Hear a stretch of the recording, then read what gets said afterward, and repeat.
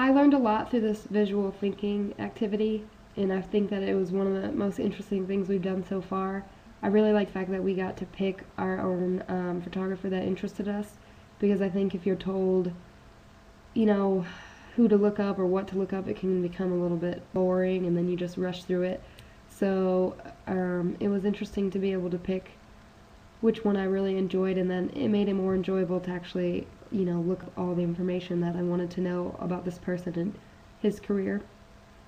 Um, wouldn't really say that there was any challenges, um, huge learning opportunities because I've been interested in photography for quite some time, trying to build my own name and develop better skills. And I've always put on the back burner learning about photographers from the past or even in the present that I admire.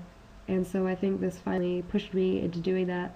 And I wound up on the internet for quite some time looking up all kinds of different photographers, including the one that I picked. And then so the other great enjoyable part was learning about everybody else's photographers and seeing the photos. And I think that it was a different approach, and I definitely enjoyed it and would like to do something like this again in future classes.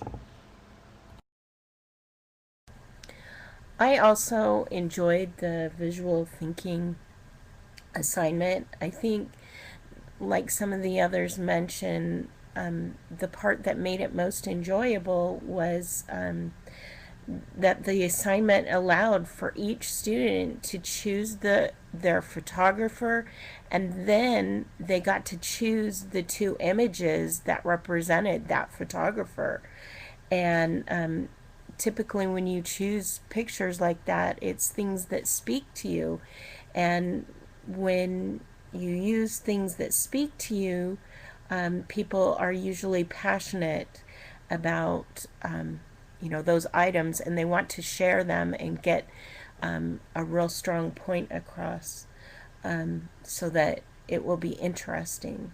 And I think that everybody did that, because some of the photographs that were chosen were just really interesting to me.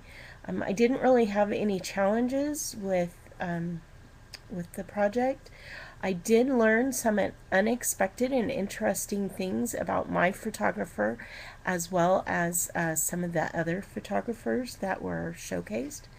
And I like this learning experience because it was interactive, and to me it makes the student more involved.